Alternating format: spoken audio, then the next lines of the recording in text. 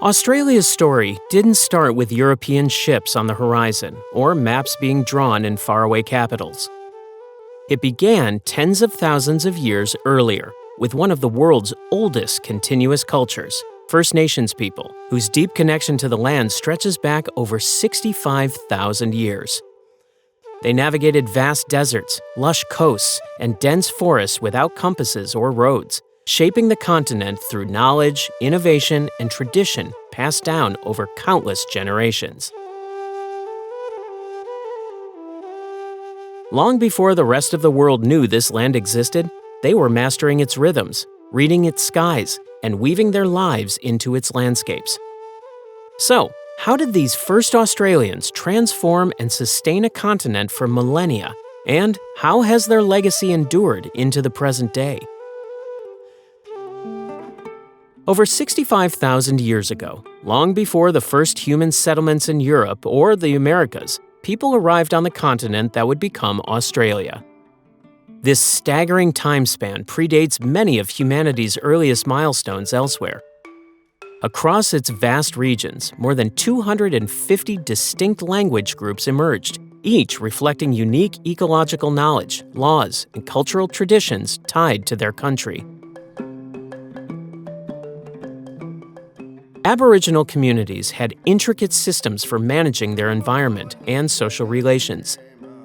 Fire stick farming, controlled burning of the landscape, encouraged the growth of edible plants, cleared underbrush, and attracted game, sustaining biodiversity and ensuring reliable food sources. Kinship networks defined rights, responsibilities, and relationships, often extending across large territories.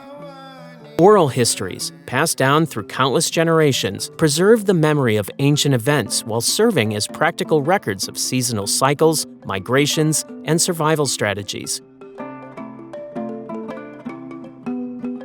While mobility played an important role, many groups returned to the same sites according to seasonal needs, and some built remarkable infrastructure. The stone fish traps in Brewarrina in New South Wales, estimated to be over 40,000 years old, channeled fish into enclosures for sustainable harvesting. In other areas, native plants like yams were cultivated, revealing deliberate farming practices. The spiritual and legal foundations of these societies were rooted in the Dreamtime, or Chukurpa in some languages.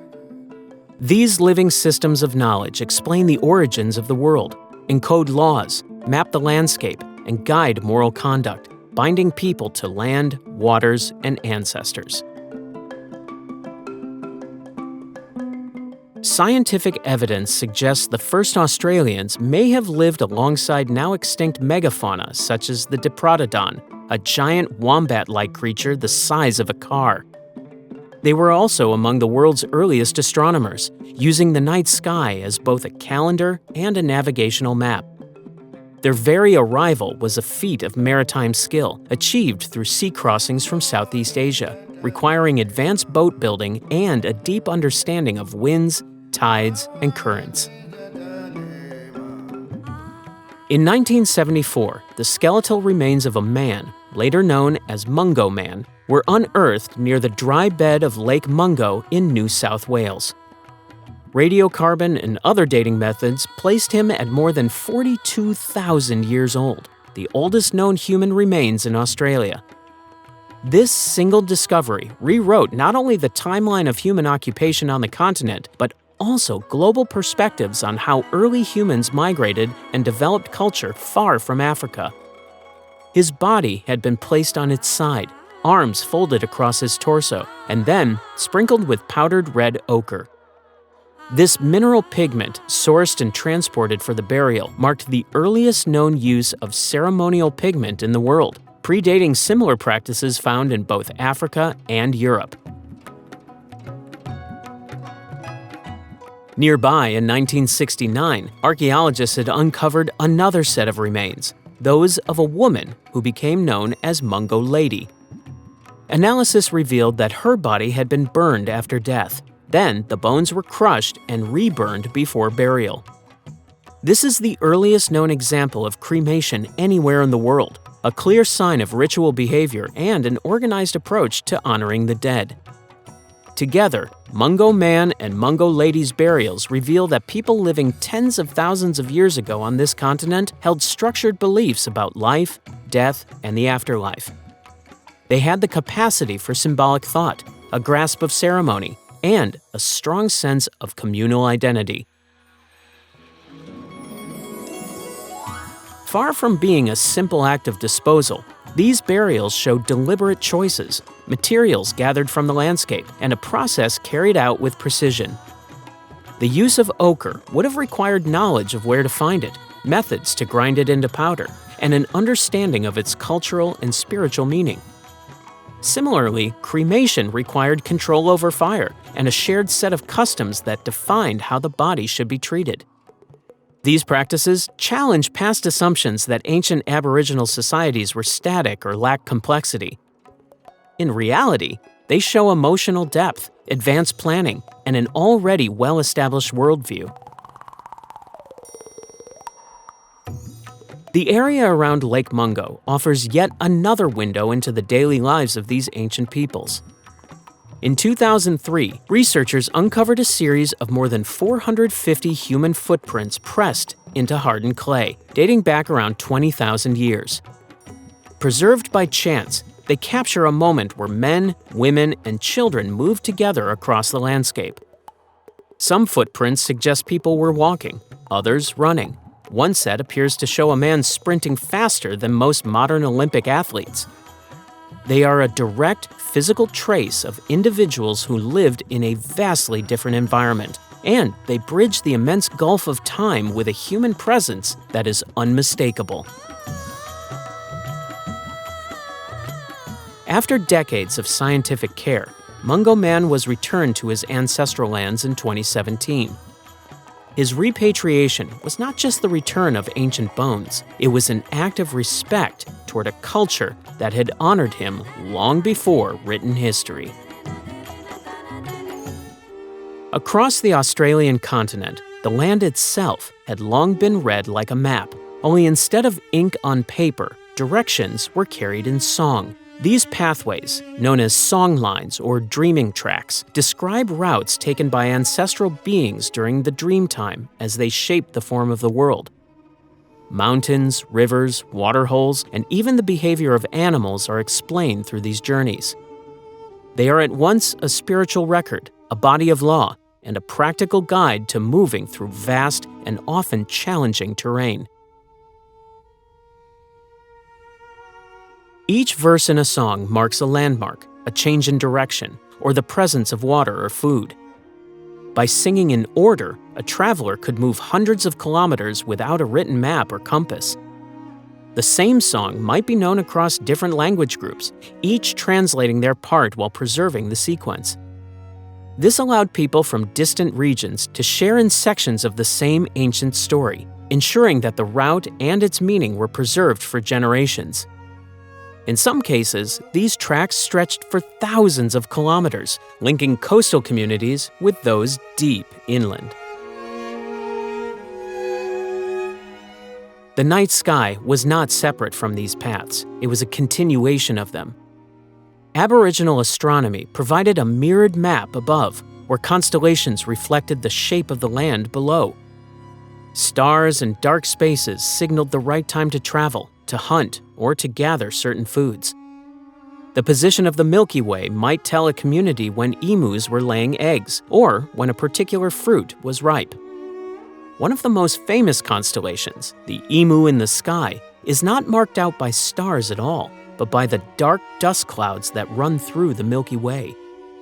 Its body stretches across the heavens, and its appearance in different positions signaled seasonal changes to those who looked for it. Some songlines contain details of events so ancient they predate recorded history elsewhere. There are accounts that align with geological changes such as the flooding of coastal plains after the last ice age over 10,000 years ago.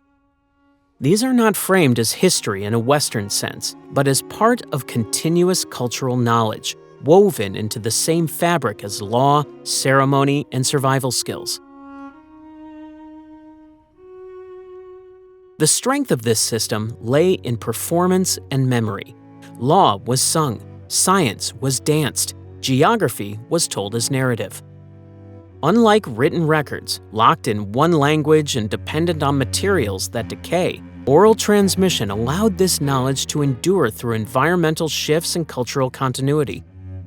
For over 60 millennia, songlines have not only mapped the continent, but linked its people under a shared understanding of land and sky, guiding them through a physical and spiritual landscape that remains alive in story. Centuries before the arrival of British ships, the northern coastline of Australia was part of a trade network that extended deep into Southeast Asia. Aboriginal communities, particularly the Yolngu of Arnhem Land, maintained regular contact with sailors from Macassar in what is now the Indonesian island of Sulawesi. While the exact starting point is uncertain, these voyages are known to have taken place by the 1600s and may have begun earlier. This made them one of Australia's oldest documented international trade relationships, predating European colonization by hundreds of years. The Macassans sailed on wooden vessels known as praus. These craft had a distinct design with triangular sails and a shallow draft, well suited to navigating both open sea and coastal waters. They arrived with the prevailing northwest monsoon winds and would stay for months at a time before returning home with the shift of the trade winds. Their main purpose was to fish for tripang, also called sea cucumber, which could be dried and exported to Chinese markets, where it was valued as a delicacy and for its use in traditional medicine. The trade was not limited to one-way extraction. Macassan sailors brought goods that were rare or previously unknown in these northern regions: cloth, tobacco, rice, alcohol, and metal tools. In return, Aboriginal traders provided tripang, pearls, shell, and sometimes access to rich fishing grounds. Over time, this contact led to the development of a shared pidgin language to bridge communication between groups. The exchange of language extended into permanent vocabulary borrowings, and some of these words still exist in Yolngu Matha languages today. The impact of this relationship went beyond material goods. Aboriginal boat designs in some areas began to reflect Macassan influence. The artistic traditions incorporated depictions of Macassan life and technology. Rock art in Arnhem Land from this period includes detailed images of praus with their distinctive sails, as well as scenes of interaction between the two peoples. These artworks serve as both historical records and cultural markers of a peaceful, mutually beneficial exchange. Oral histories describe ceremonies held together, food shared, and marriages that linked the visitors with local families. This form of contact stood in contrast to much of what followed in Australia's colonial history. The relationship between Macassans and Aboriginal Australians was built on reciprocity, not conquest. It endured for generations, creating a unique cultural and economic link across the Arafura Sea. However, the continuation of this trade was eventually halted. In the early 20th century, the Australian colonial government, worried about foreign economic and cultural influence, placed restrictions on the tripang trade. By the early 1900s, Macassan voyages had ceased entirely. When they stopped coming, it marked the end of a centuries-old partnership. The absence of this story from mainstream accounts of Australia's past is striking, and it shows that the continent's history of global connection did not begin with Europeans, but had been alive and thriving long before they arrived. Almost 200 years before James Cook chartered the East Coast, Dutch ships were already marking the outlines of Australia on European maps. In the early 1600s, the Dutch East India Company, known as the VOC, was sending fleets back and forth between the Netherlands and the East Indies. The fastest routes took them across the southern Indian Ocean, where a small navigational error could bring them to the strange, uncharted shores of what they called New Holland. These were not planned stops. Strong winds, unpredictable currents, and inaccurate longitude readings often push ships too far east, making landfall unavoidable. In 1606, a navigator named William Jansoon commanded the Duifken on a voyage from the Indonesian islands south toward unexplored waters. He became the first recorded European to set foot on the Australian continent, landing on the western side of Cape York Peninsula, along the Gulf of Carpentaria. His brief encounters with local Aboriginal people were tense, and he left with little sense of the land's potential. Still, his voyage marked the first appearance of a confirmed European presence on Australia's mainland. Over the next decades, more Dutch ships touched the coast, often by accident, but sometimes deliberately to fill in the emerging map. In 1616, Dirk Hartog reached an island off the coast of Western Australia. Before leaving, he nailed a pewter plate to a wooden post, inscribed with the date and details of his landing. That plate is now recognized as Australia's oldest surviving European artifact. Other captains followed. Jan Karstens charted parts of the Gulf of Carpentaria, and in 1642 and again in 1644, Abel Tasman sailed farther south and west. On the first voyage, he encountered the island he named Van Diemen's Land, later renamed Tasmania, and on the second, he mapped long stretches of the continent's northern shores. Dutch reports often described inhospitable coastlines with little fresh water, unfamiliar vegetation, and no apparent sources of wealth comparable to the Spice Islands to the north. The vast, arid interior remained unknown to them. With the VOC focused on profitable trade networks already firmly established in Asia, there was little incentive to invest in a large settlement in what they saw as an uncompromising and remote territory. Despite the lack of colonization, the Dutch contribution to European knowledge of Australia was significant. The maps produced from their voyages were remarkably accurate for their time, showing the general shape of the continent's western and northern edges. These charts were consulted by later explorers, including the British, and a number of Dutch place names, such as Cape Leeuwin, are still used today. By the mid-17th century, the Dutch had mapped much of what the Europeans would know of Australia for more than 100 years. Yet because they never claimed it formally, the land remained open to whoever might next see value in it. That opportunity would eventually fall to Britain. In 1770, Lieutenant James Cook sailed the HMS Endeavour into waters no British vessel had charted before.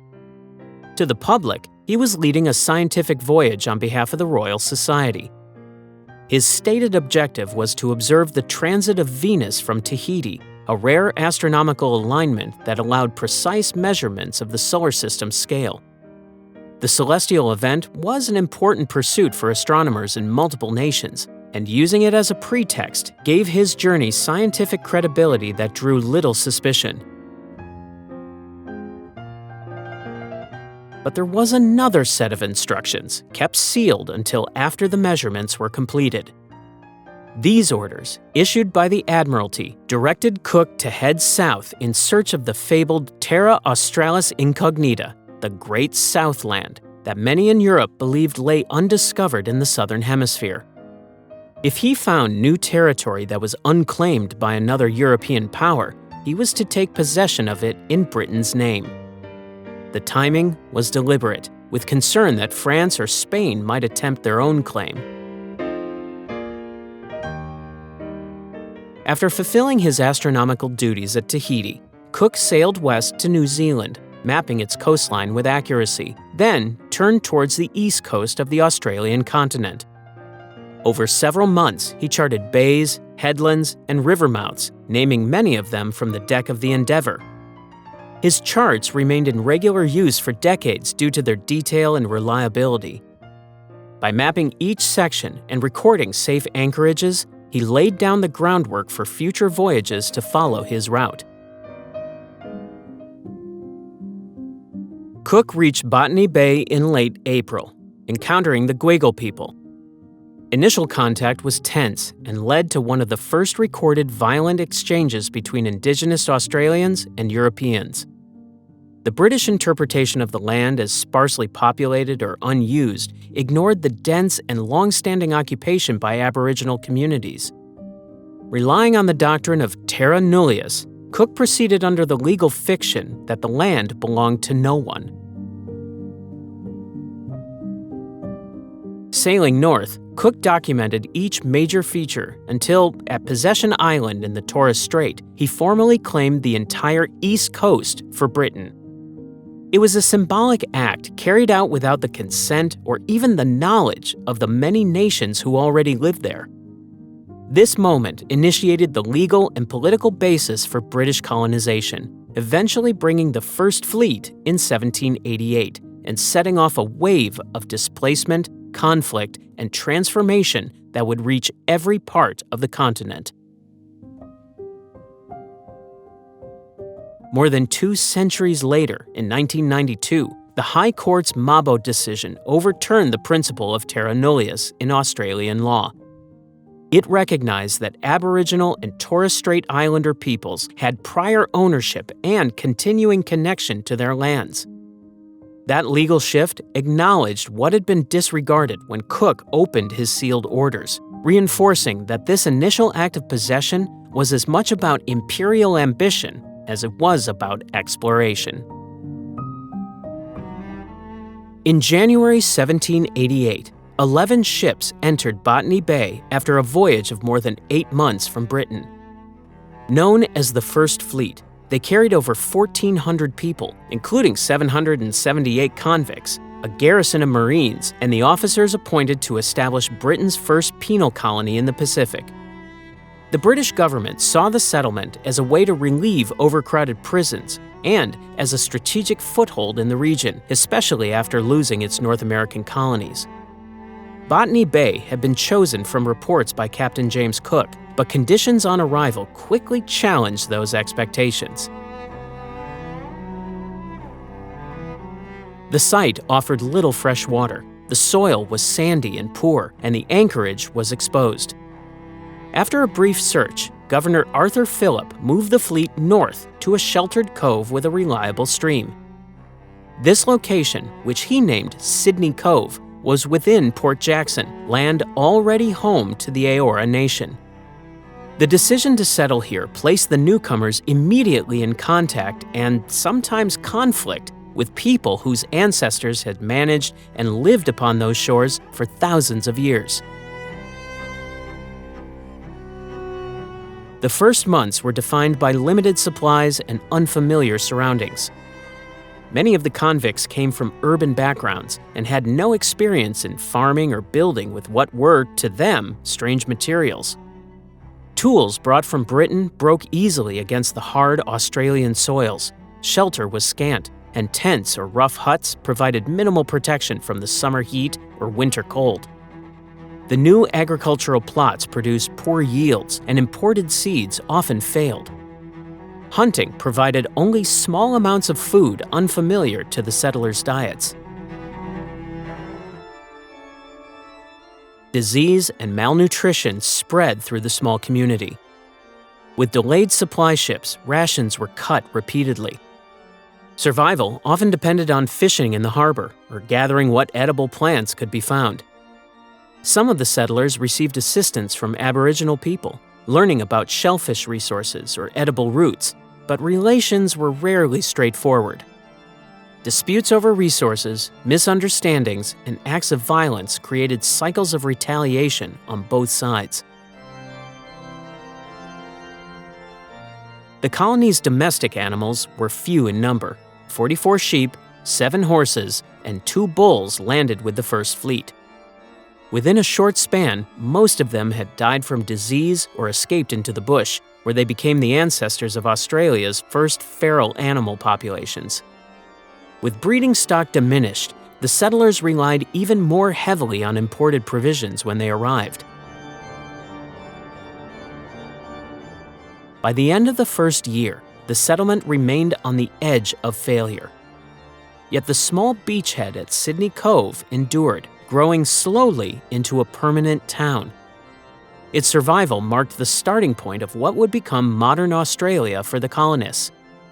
For the Eora and other Aboriginal nations, it was the beginning of dispossession, the loss of land, and the disruption of cultural traditions that had been sustained for tens of thousands of years. Life for the convicts in the early colonies was severe, but not all accepted their sentences without challenge. While many endured the long hours of forced labor, strict discipline, and poor rations, others resisted through open rebellion, escapes into the bush, and acts of sabotage against the authorities. From the earliest years, the colonial government saw attempts by convicts to break free from the constraints of penal life, often inspired by political causes or personal desperation. The largest and best-known uprising took place in 1804 and became known as the Castle Hill Rebellion, or the Second Battle of Vinegar Hill. It was led primarily by Irish convicts who had taken part in the failed 1798 Irish Rebellion against British rule. Around 300 men gathered in the hope of seizing control of the settlement, planning to march to Sydney, capture ships, and sail back to Ireland. They drew on their previous experience as political rebels, believing that a coordinated effort could overwhelm the small colonial garrison. However, poor organization and communication left them vulnerable. The authorities learned of the plan quickly, and colonial troops confronted the rebels near Rouse Hill. The uprising was suppressed within a single day. Governor Philip King declared martial law in the districts around Sydney for several days following the revolt. Several of the rebel leaders were executed as an example to others, while many more were flogged or transferred to harsher penal settlements such as Norfolk Island. The crackdown was a clear message that the colonial authorities would respond to organized resistance with force and strict punishment. Beyond large-scale revolts, many conflicts resisted individually. Some escaped into the dense bushland surrounding the settlements, becoming known as bushrangers. Living off theft from farms, travelers, and supply lines, these outlaws created ongoing trouble for the government and settlers. A few became infamous figures in colonial folklore. William Buckley's story stood apart from most. After escaping in 1803 from a penal camp near modern-day Melbourne, he lived with the Wathaurong people for more than 30 years, learning their language and customs. When he was finally found by a group of Europeans in 1835, his survival and integration into Aboriginal life earned him a pardon. Resistance was not always violent. Some conflicts used work slowdowns, feigned illness, or damaged tools to avoid meeting production quotas. Others expressed defiance through writing, music, and artistic work, quietly mocking the authorities or drawing attention to their grievances. The authorities' fear of potential uprisings was constant. Corporal punishment could be extreme, with some public floggings reaching more than 300 lashes. In one instance, a planned rebellion collapsed before it began when a young drummer overheard the scheme during practice and alerted officers. Moments like this reinforced the precarious balance between control and unrest in the early colonies. Even under strict surveillance and harsh penalties, these acts of defiance demonstrated that the penal settlements were not only sites of imprisonment, but also of political resistance and the determination to challenge authority. Pemulwuy was a man of the Bidjigal clan, whose name still carries great weight in Australian history.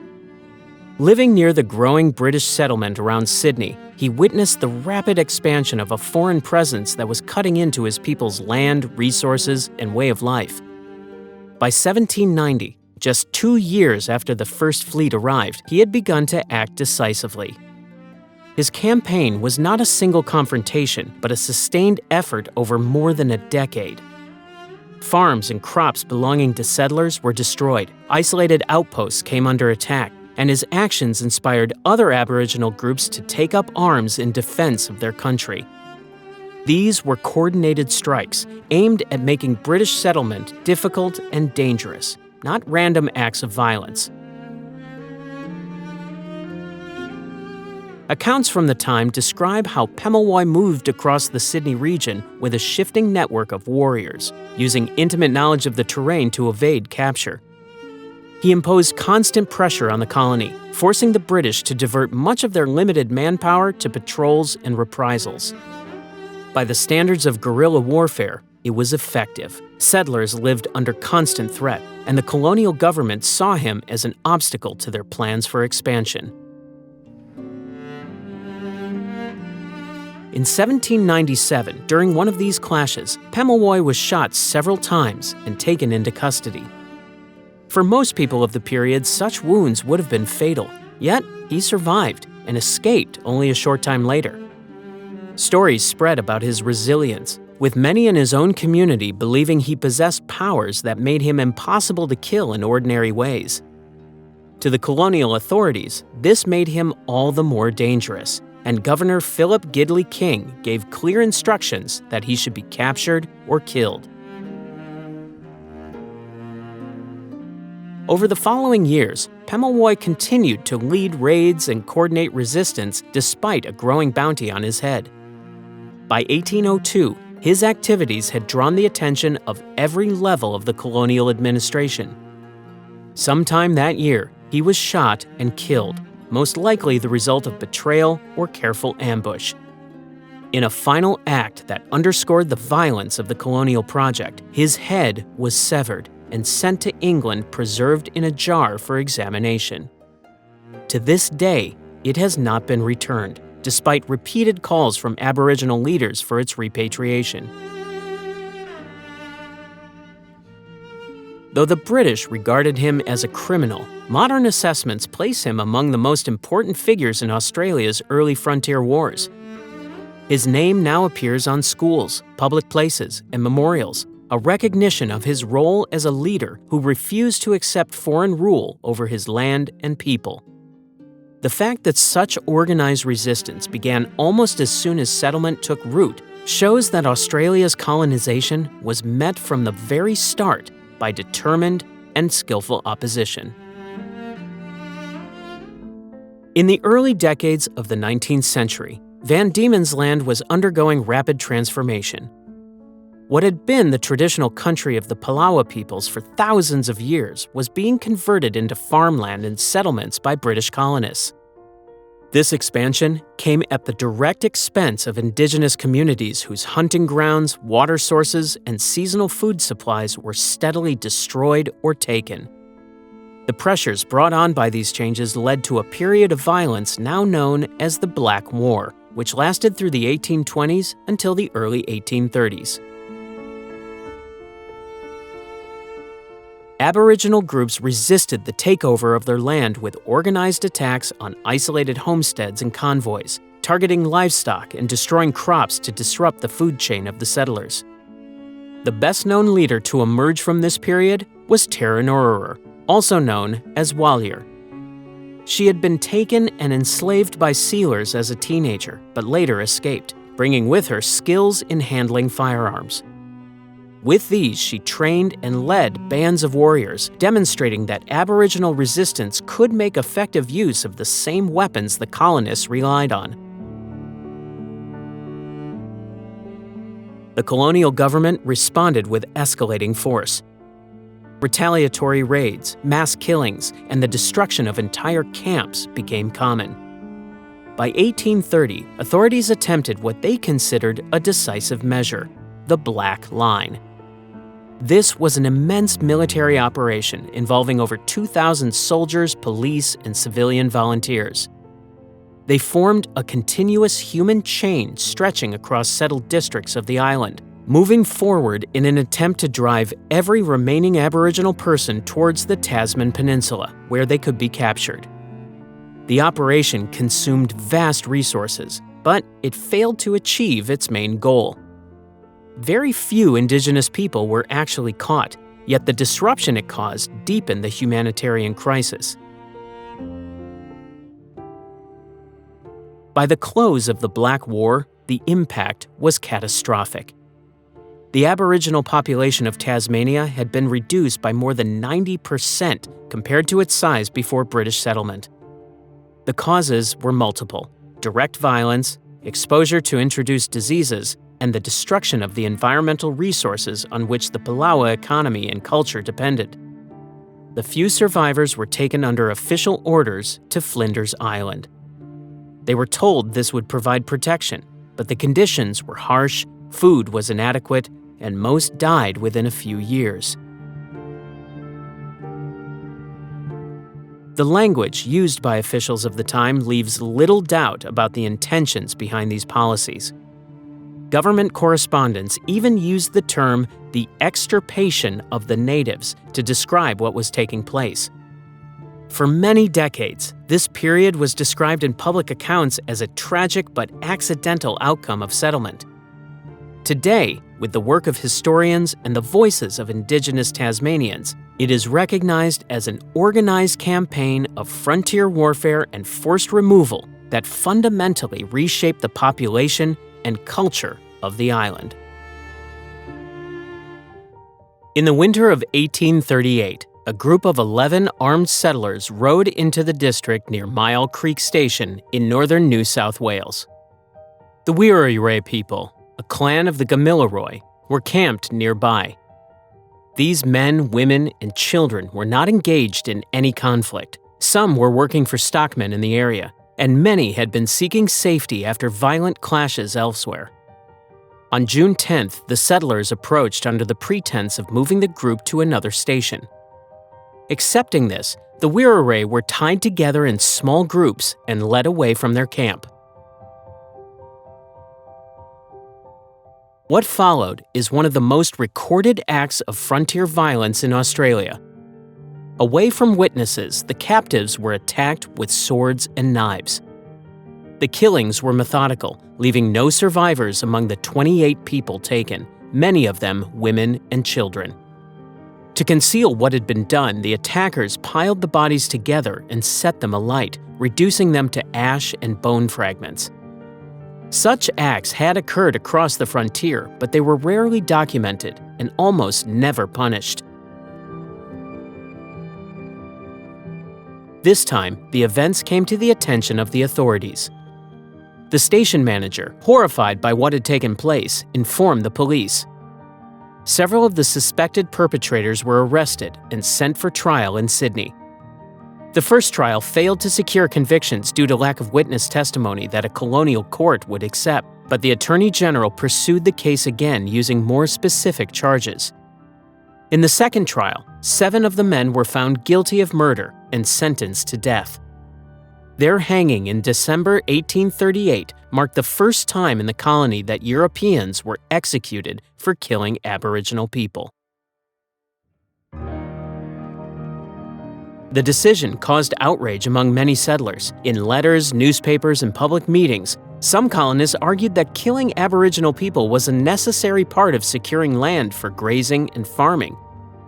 They believed the executions set a dangerous precedent and feared further legal action. As a result, in years to follow, many deadly attacks on Aboriginal groups were concealed or described in official records using indirect language, most commonly the term dispersals, which hid the reality of systematic killings. Today, the site is marked by a memorial, and each year descendants of both the victims and the perpetrators meet in a ceremony of reconciliation. It is one of the few places where the legacy of these killings is publicly acknowledged, offering a space for remembering and recognizing the human cost of frontier settlement.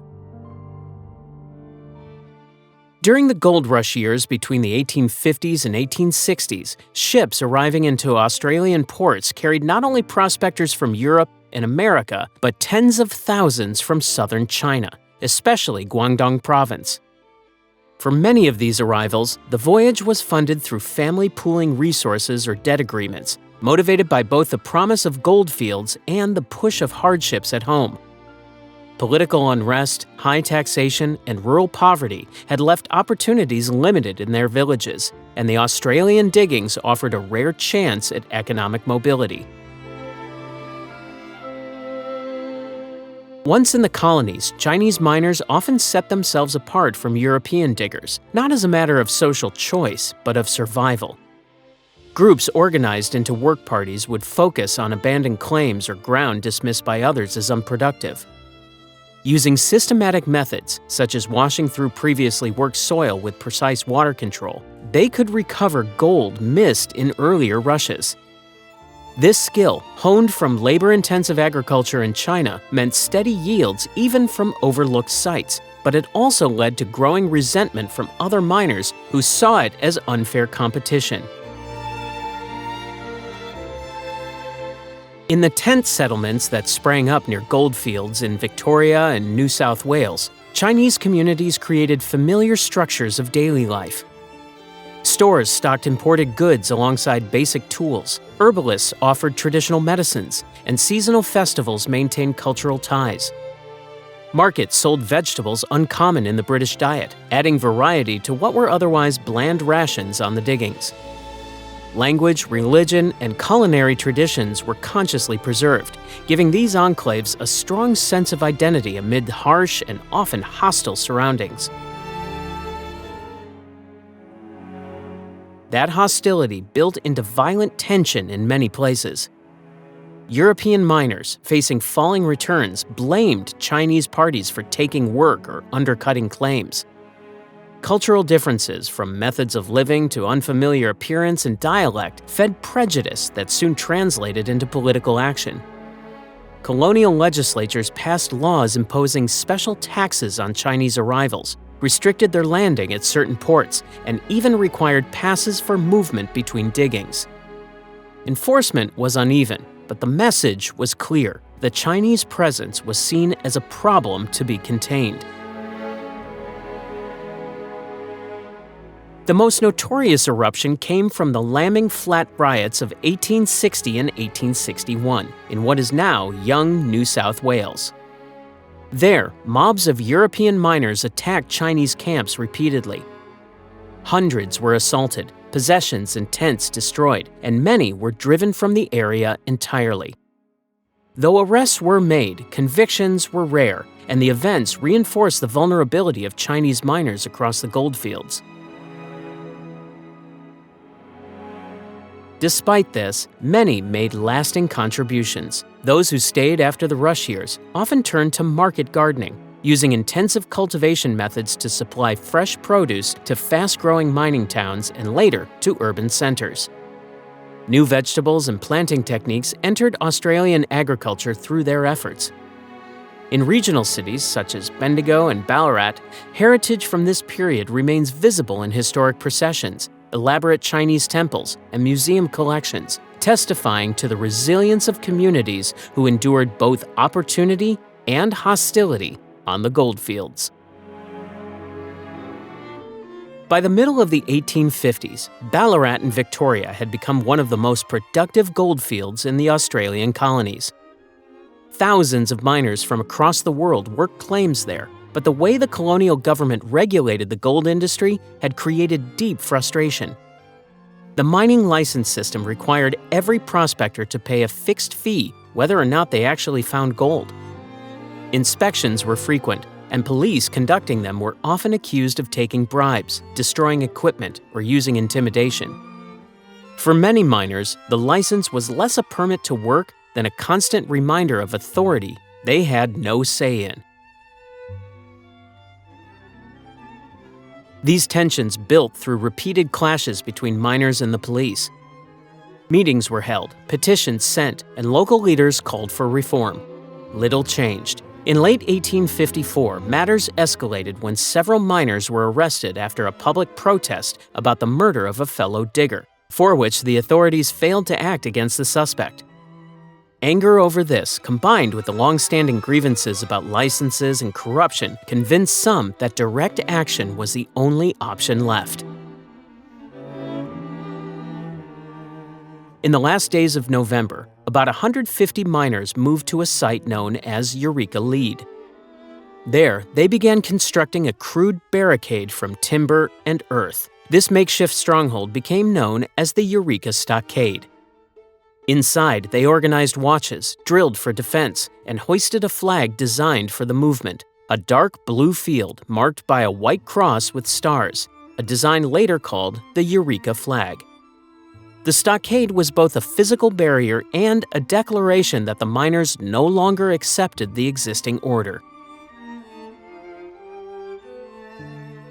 At dawn on December 3rd, government troops and police, numbering around 300, advanced on the fortifications.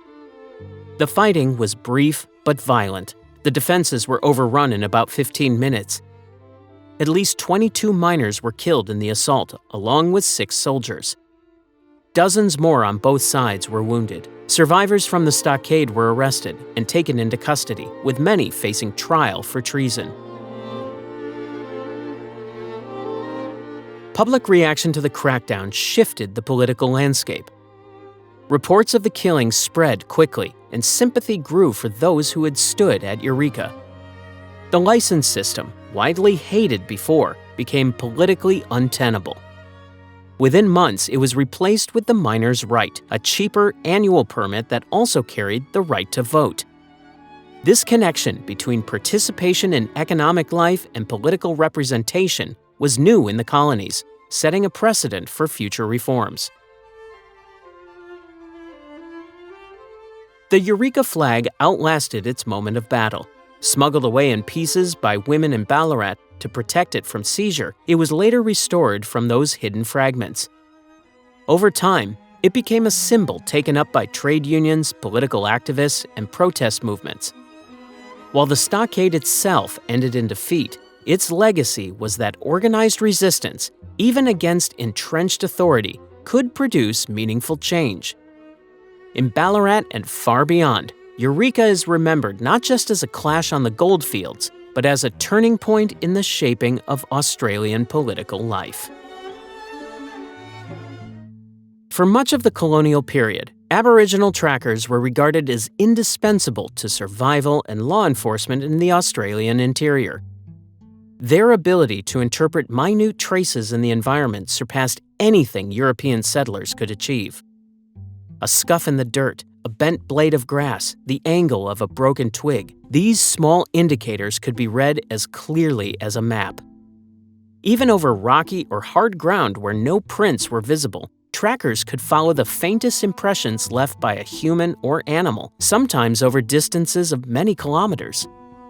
This knowledge came from generations of close observation of the land and its rhythms. Colonial authorities frequently relied on these skills in urgent situations. Lost settlers could be located when search parties had failed, and bushrangers who had disappeared into the scrub could be traced to their hiding places. Escaped convicts who had assumed the bush would conceal them often found themselves tracked and returned. In the vast and often unforgiving landscapes of inland Australia, having a skilled tracker on hand often meant the difference between a rescue and a recovery.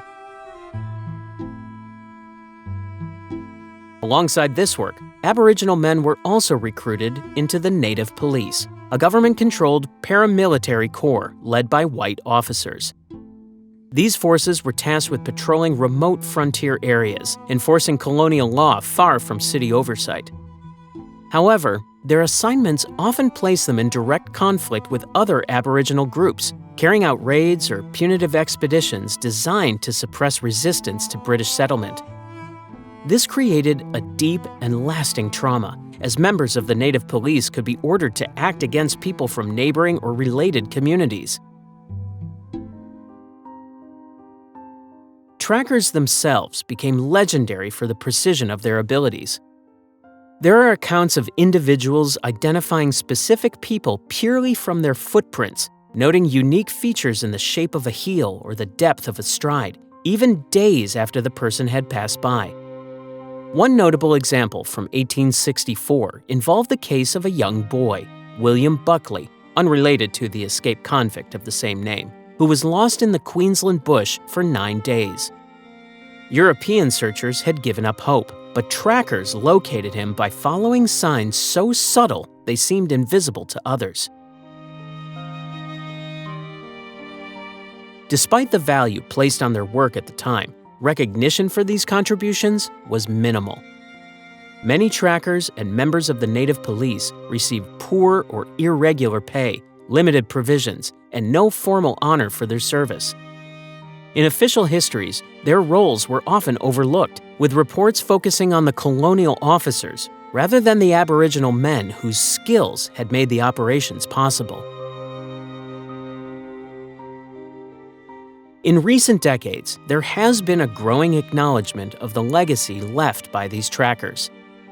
Their methods are now seen as early forms of forensic investigation and advanced search technique, blending traditional knowledge systems with practical applications that continue to influence modern policing and emergency response across Australia. On the first day of the new century in 1901, the 6 British colonies on the continent joined together to create the Commonwealth of Australia. Federation meant that instead of operating as separate colonial governments, they would share a national parliament, legal framework, and defense arrangements. The push toward unity had been gathering pace for years, with advocates arguing that a single national government could better coordinate military protection, remove internal trade barriers, and present a stronger international presence. The new arrangement also allowed for standardized policies on areas such as immigration, industrial relations, and postal services. While Federation was celebrated as the start of an independent national identity, the identity being imagined was rooted in an image of Australia as a predominantly white, English-speaking society tied closely to Britain. This vision excluded significant parts of the population and deliberately limited who could join it in the future. One of the earliest acts passed by the first federal parliament was the Immigration Restriction Act of 1901, soon widely known as the White Australia Policy. It was designed to prevent the entry of migrants from outside Europe, and particularly to block immigration from Asia and the Pacific, where large numbers of workers had been coming to the colonies in earlier decades. The mechanism it relied on was the dictation test. Officials could require any prospective immigrant to write out a passage of 50 words in a European language. The choice of language was entirely at the discretion of the immigration officer, which meant it could be selected with the intention of ensuring the applicant failed. The test was not a genuine measure of literacy or ability. It was a tool of exclusion. In some cases, those who passed were simply tested again, this time in a different and more obscure language, until they failed. One man, after correctly taking the test in Italian, was asked to repeat it in Scottish Gaelic. He did not succeed, and entry was refused. The policy targeted not only new arrivals, but also Pacific Islander laborers who had worked in the Queensland's cane fields for years. Many were forced to leave through a wave of deportations justified under the new rules. Official reasoning often referred to fears of racial contamination and economic competition, framed in terms of protecting the standard of living for white workers. This legislation ensured that the majority of immigration for the next several decades came from Britain and Northern Europe, reinforcing the cultural dominance of Anglo-Celtic traditions. Federation also formalized exclusions already present within the colonies. Aboriginal Australians were not recognized as citizens, were absent from the census count, and had no voting rights in most states. Their political and social marginalization was written into the structures of the new nation. In effect, 1901 brought political unity for some, while for others, it marked the beginning of a century in which the boundaries of belonging were narrowly and deliberately defined by race. In the early decades of the 20th century, Australia's legal framework contained a network of racial laws that affected almost every aspect of life for Aboriginal Australians, Pacific Islanders, and other non-European communities. These laws existed alongside the broader national immigration restrictions established at Federation, but they operated at a state and local level to manage and control the daily existence of those they targeted. The result was a system where a person's rights were determined not by their actions, but by their ancestry and appearance. Many states implemented their own protection acts, which appointed government protectors with legal authority over Aboriginal people. In practice, this meant that wages could be withheld, property could be transferred without consent, and decisions about where a person could live or work were made by an official rather than the individual. Children could be removed from their families under these laws, often without judicial oversight, and placed into institutions or fostered into non-Indigenous households. The stated intention was to oversee the welfare of Aboriginal people, but the powers granted to protectors were so broad that they enabled complete control over a person's life. In rural areas, Aboriginal families were frequently ordered to live on missions or government reserves, often far from their traditional lands. Movement in and out of these areas required permits, which could be refused without explanation. Entering nearby towns without the necessary papers could lead to arrest. Voting rights were either denied outright or restricted in ways that made them inaccessible, and alcohol was prohibited for Aboriginal people in several jurisdictions. These measures created a social and legal separation between Indigenous and non-Indigenous Australians that was reinforced daily by law enforcement. Marriage and personal relationships were also policed. In certain states, interracial marriages were discouraged through bureaucratic hurdles or banned entirely. Applications could be denied on the grounds of public interest, a term used to justify preventing unions between Aboriginal people and Europeans. This stemmed from policies aimed at preserving so-called white racial purity, reflecting the same ideology that underpinned national immigration restrictions. Other non-European groups faced targeted legislation as well. Pacific Islander laborers, often referred to as Kanakas, had been brought to Queensland in the 19th century to work in the sugar industry.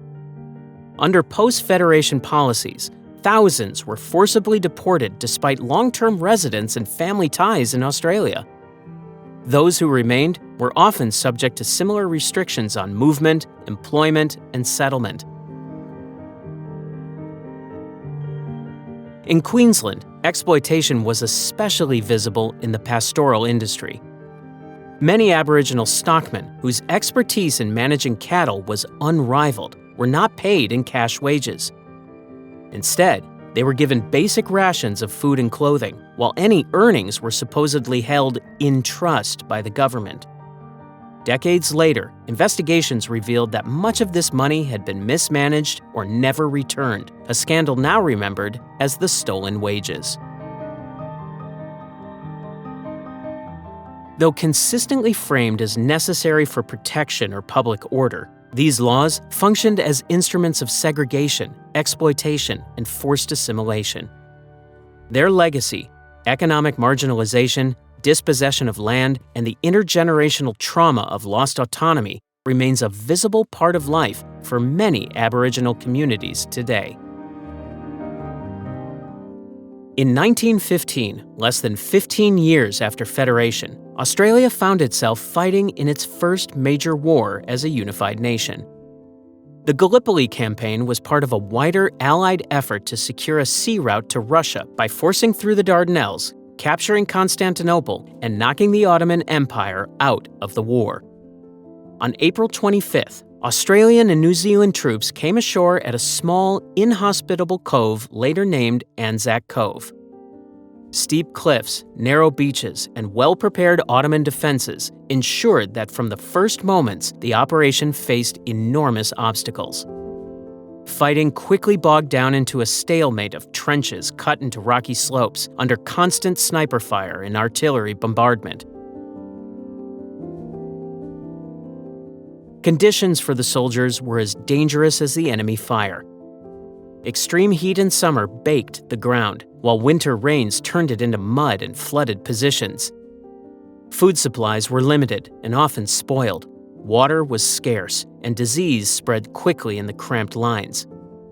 Dysentery, lice, and infected wounds claimed many lives in addition to the shells and bullets. By the time Allied forces withdrew in December, over 8,000 Australians had died, and the strategic situation was unchanged.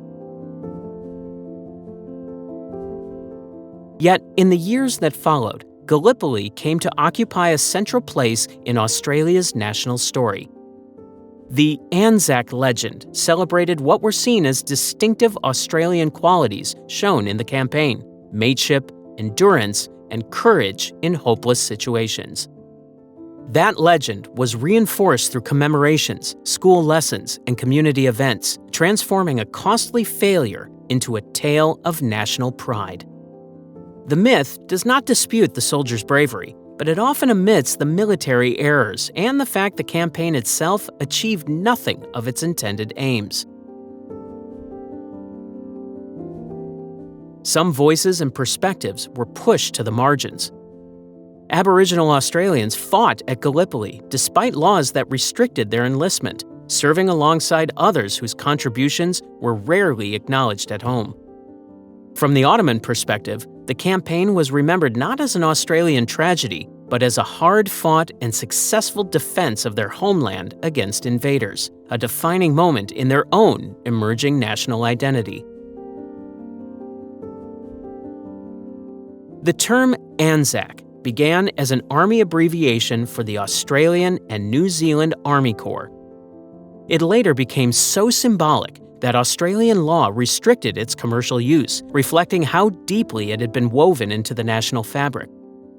In subsequent decades, politicians drew on the legend to unify a population and build support for military alliances, presenting Gallipoli as proof of loyalty to Britain and the wider Western cause.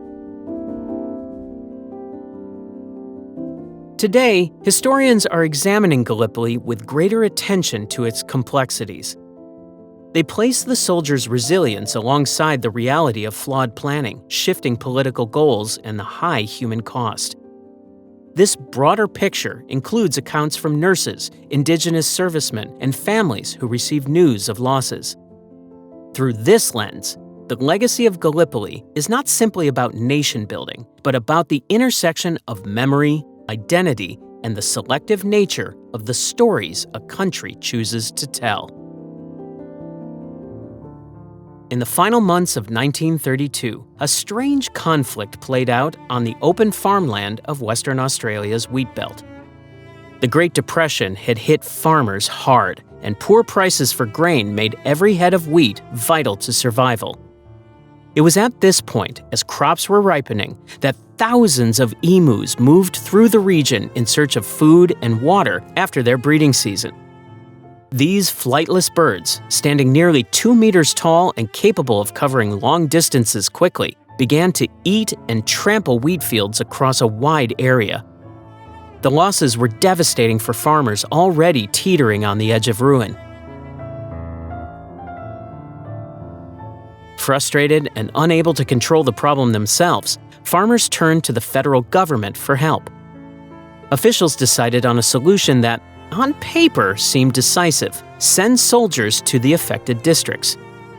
In early November, a small unit of the Royal Australian Artillery arrived, armed with Lewis machine guns and thousands of rounds of ammunition.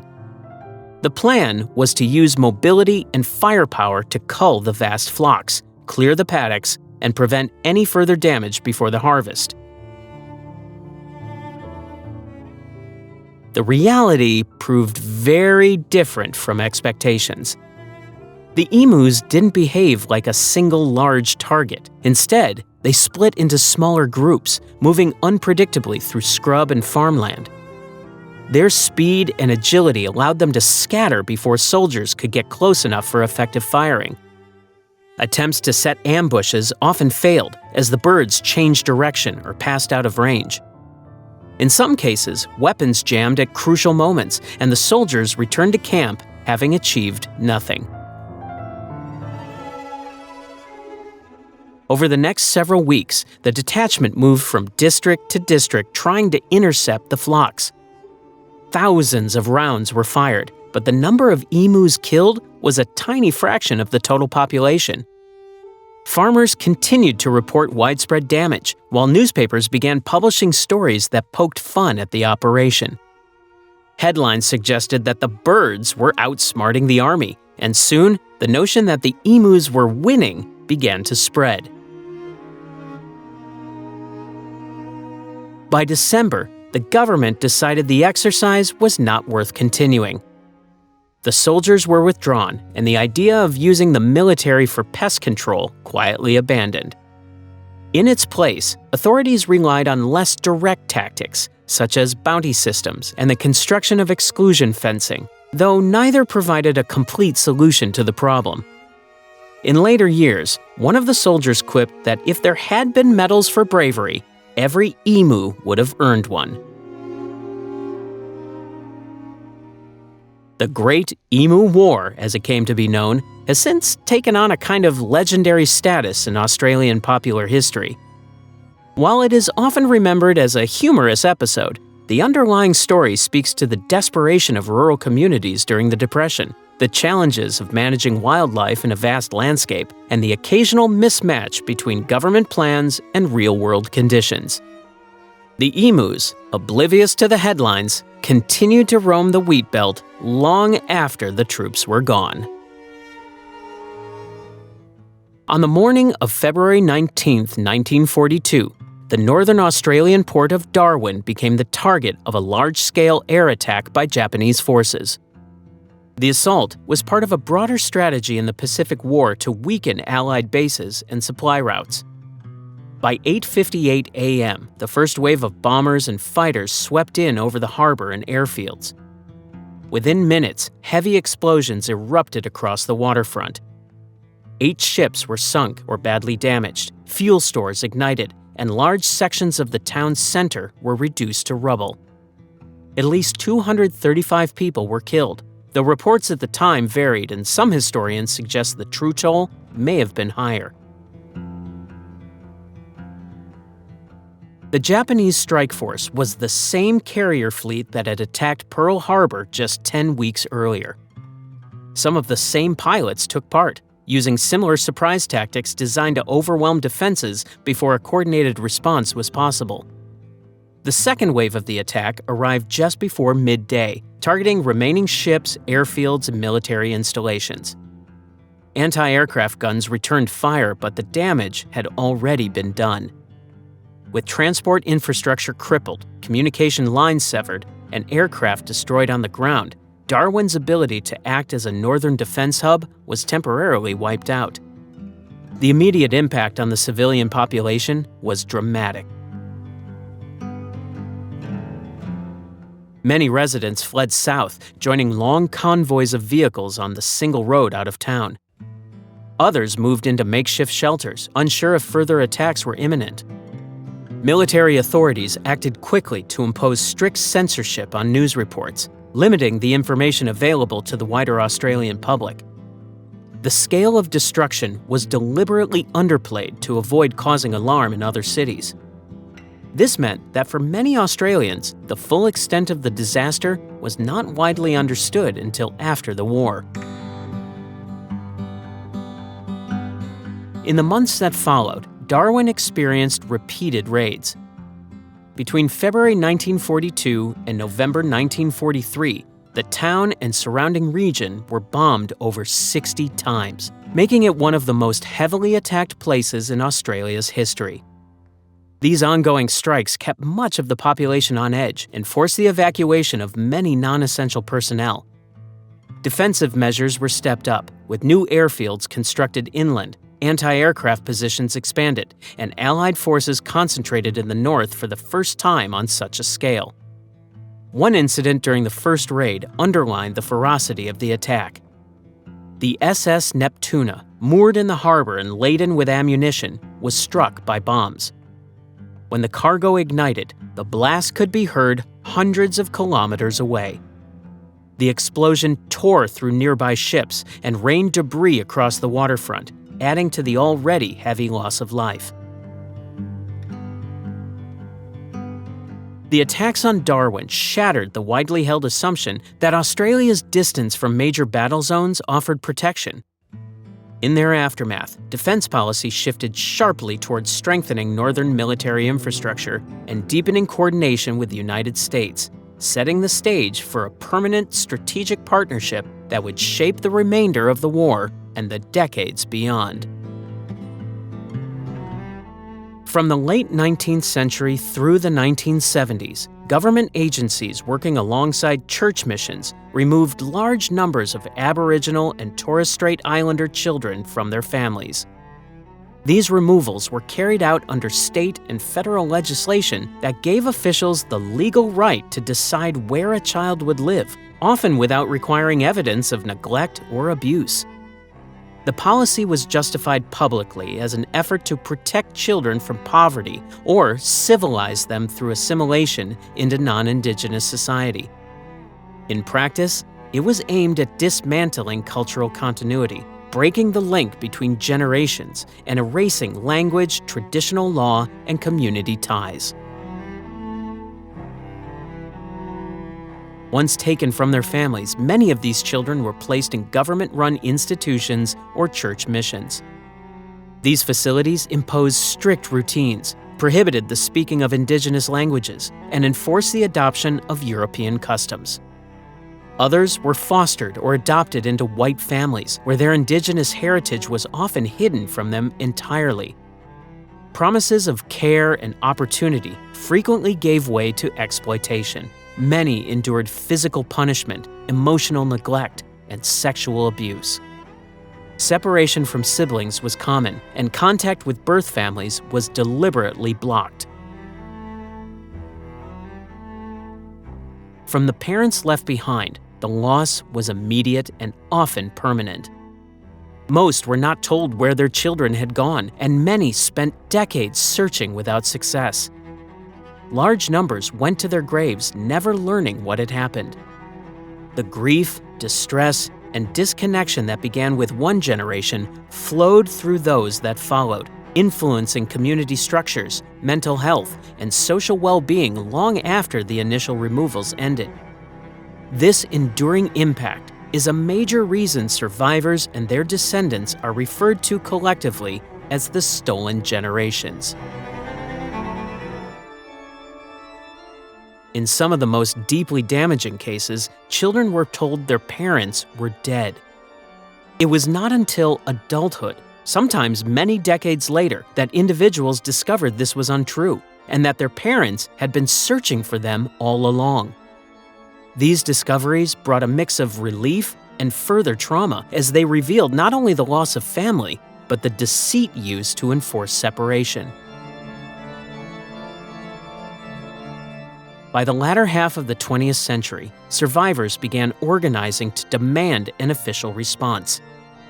Their testimonies and records formed the basis for the Bringing Them Home report in 1997, a national inquiry that documented personal accounts, patterns of policy, and the long-term effects of the removals. The report made recommendations for reparations, counseling, and the preservation of cultural practices, but implementation was partial and uneven across the country. In 2008, Australia's Prime Minister issued a formal apology on behalf of the federal government, acknowledging the profound wrongs committed.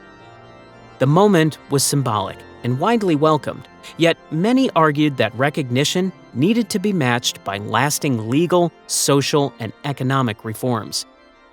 The struggle for the restoration of rights, cultural identity, and equitable treatment remains a living issue for those directly affected and for the generations who continue to carry the consequences. On the 27th of May, 1967, Australians were asked to vote on one of the most significant constitutional changes since Federation.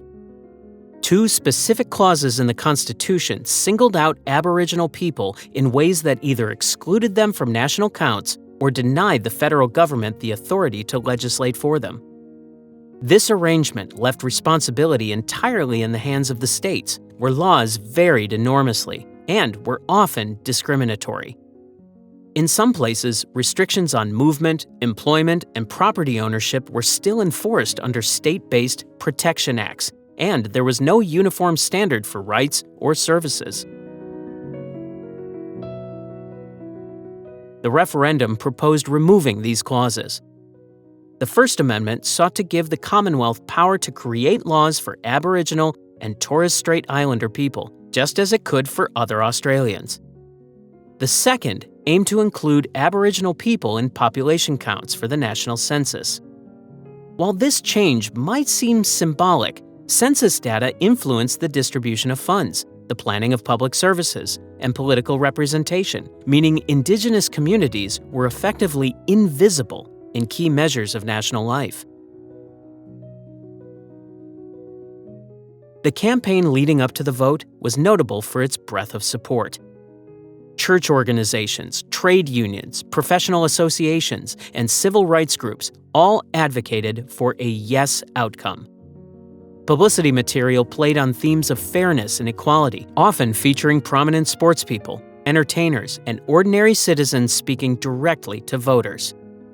Newspapers carried editorials in support, and petitions had been circulating for years before the referendum date was set. The growing awareness of racial inequality in Australia mirrored similar movements overseas, particularly in the United States and South Africa, and shaped the public mood. When the results were counted, over 90% of Australians had voted in favour, a level of agreement rarely seen in national ballots. The scale of the yes vote was itself historic, marking it as the highest ever recorded in a federal referendum. This was widely interpreted as a clear public statement against discriminatory provisions in the Constitution and an endorsement of greater national involvement in Indigenous affairs. One of the most persistent misunderstandings about the referendum is the belief that it granted Aboriginal people the right to vote. In reality, some already had that right under Commonwealth law by the early 1960s, though state laws and practical barriers still created obstacles. The referendum's real effect was to change the scope of federal authority and recognition, not to introduce voting rights. In the years after 1967, the new constitutional powers allowed the federal government to introduce policies in areas such as health, education, and land rights. However, the legislation that followed was mixed in its outcomes. While some initiatives aimed to improve conditions and address historical injustices, others were controversial, criticized as paternalistic or ineffective. The referendum's symbolism as a unifying moment remains strong, but many Aboriginal leaders and activists view it as one milestone within a continuing movement for genuine equality and self-determination, a movement that highlights how constitutional change is only one part of a much larger story. In February 1965, a group of University of Sydney students boarded a hired bus and began a journey through rural towns in New South Wales. Their leader, Charles Perkins, was one of the few Aboriginal students at the university and had seen firsthand the differences in how Indigenous and non-Indigenous Australians lived. The aim of the trip was simple in concept but challenging in execution: to observe, document, and challenge the racial discrimination encountered in country towns far from the cities. Many of the students had been influenced by the reports of the American civil rights movement, and they recognized parallels in the segregation that still existed in parts of Australia. The towns on their route were chosen because of known instances of exclusion. In some public swimming pools, Aboriginal children were officially or informally barred from entry. In several cinemas, certain seats were reserved for Aboriginal patrons, physically separating them from other customers. Pubs and clubs often refused service outright, enforcing unwritten local rules that had been in place for years. The students also found extreme poverty in fringe communities on the outskirts of towns. Many Aboriginal families were living in makeshift huts or crowded shacks without basic services such as running water, electricity, or adequate sanitation. The Freedom Ride did not simply record these injustices, it actively challenged them. In each town, the students spoke to the residents, engaged with local officials, and, in some cases, staged protests. One of the most publicized incidents occurred in Moree, where a bylaw excluded Aboriginal children from using the municipal swimming pool. The group accompanied a number of children to the pool in defiance of the rule, drawing a hostile crowd. Verbal abuse quickly turned to shoving and attempts to block their way, with tempers flaring on both sides. Photographs and reports from the scene were carried by major newspapers, bringing the story to a national audience that had rarely seen such direct confrontation over the treatment of Aboriginal Australians. As the bus moved from town to town, it became increasingly symbolic. Its arrival often drew immediate attention, and not all of it was welcome. In some places, locals attempt to block its route, stand across the road, or pelt it with eggs and tomatoes. These reactions underscored the resistance to change and the willingness of some communities to defend long-standing practices of exclusion. The coverage generated by the Freedom Ride forced the issue of rural racism into the public discussion. Australians who had believed that segregation was a phenomenon confined to other countries were confronted with the clear evidence to the contrary. For Charles Perkins, the trip marked the beginning of a long career in advocacy, culminating in his role as the first Indigenous person to head a federal government department. For the nation, the Freedom Ride became a catalyst for broader conversations about civil rights, equality, and the responsibilities of government. In the years that followed, its momentum fed directly into the campaigns that preceded the landmark 1967 referendum. On the 26th of January 1972, 4 Aboriginal men set up a single beach umbrella on the lawns directly in front of Parliament House in Canberra. They called it the Aboriginal Tent Embassy. This small makeshift shelter was not meant as a casual gathering place. It was a political statement in response to a federal government policy that rejected full Aboriginal land rights. The government's proposal at the time offered only 50-year leases on Indigenous land, rather than permanent ownership, and it was this refusal that set the protest in motion. The name Embassy was deliberate. It implied that Aboriginal Australians, on their own ancestral lands, were treated as if they were foreigners who needed representation in a hostile country. The image of an umbrella on the manicured lawn directly facing the nation's parliament drew media attention almost immediately. It was a sharp and visible challenge to the idea that the country was united under equal laws. In the months that followed, the tent embassy expanded. More activists arrived and brought tents, signs, and banners with slogans calling for land rights, cultural recognition, and political sovereignty. It became not just a protest site, but also a place where people could meet, discuss their experiences, and plan further actions. The embassy hosted speeches, strategy meetings, and cultural gatherings, linking Indigenous struggles in different parts of the country. Authorities viewed the growing site as an eyesore and a challenge to order. Over the years, attempts were made to remove it, including police raids to dismantle tents and move people off the lawns. These efforts frequently led to violent clashes between police and protesters. Television footage of officers dragging people from the camp often had the opposite effect from what the government intended. drawing greater public sympathy and expanding support for the embassy's demands. By the mid-1970s, the tent embassy had become a recognized part of the political landscape. It was unique in both form and persistence, and unlike most protests, it did not disperse after a few days or weeks. It remained on the lawns with short interruptions, making it one of the longest-running continuous protest sites in the world. This longevity gave it symbolic weight, a constant presence reminding politicians and the public that the core issues had not been resolved. Over decades, the embassy's focus had broadened. While land rights remained central, it has also been a base for campaigns on sovereignty, self-determination, deaths in custody, and preservation of sacred sites. Cultural events have been held alongside political rallies, reinforcing the link between identity and activism.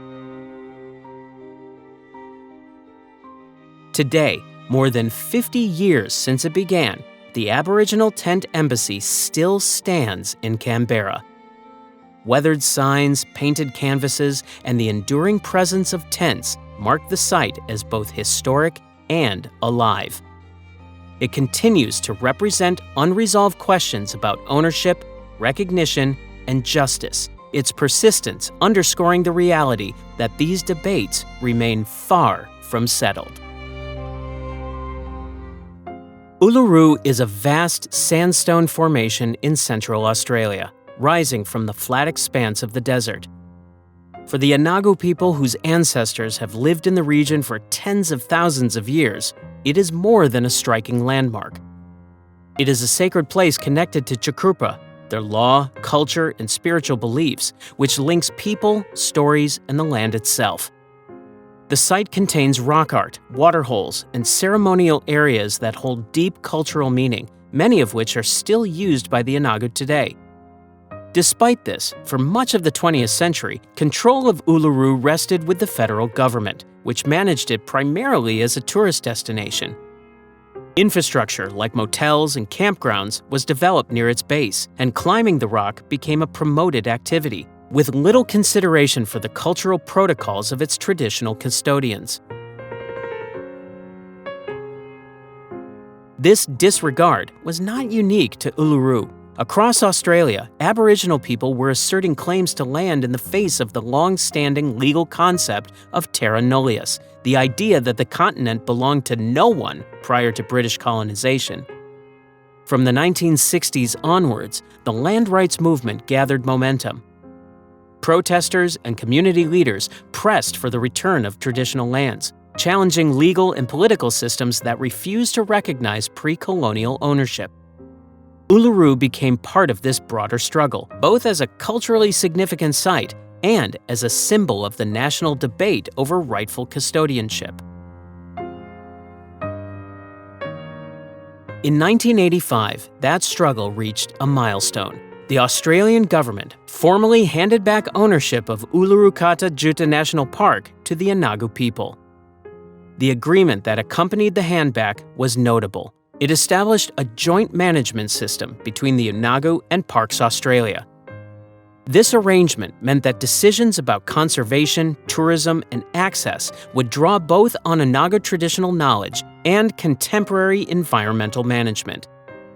The goal was to protect the park as both a living cultural landscape and a natural heritage site. At the handback ceremony, the title deed was presented to Inagu representatives, who immediately handed it back to the government to formalize the joint care arrangement, symbolizing cooperation alongside recognition of ownership. One long-standing request from the Inagu was that visitors refrain from climbing Uluru. The ascent crosses sacred areas and, for the Inagu, represents a breach of cultural law. Although signs were posted at the base asking people not to climb, many still did for decades, often encouraged by travel marketing. In 2019, following years of discussion and growing public support, climbing Uluru was formally banned. The closure of the route was not only a safety and environmental decision, but also an acknowledgement of cultural authority. Uluru's return stands as one of the clearest examples of reconciliation in practice, recognition of custodianship that continues to protect a site of global significance. It illustrates that heritage management can respect both Indigenous law and national tourism, setting a precedent for how sacred places might be handled elsewhere in Australia. Australia's story is still unfolding, and you've just heard some of the chapters that shaped it. If you want to keep exploring the untold truths, surprising facts, and voices that don't always make it into the textbooks, make sure you subscribe.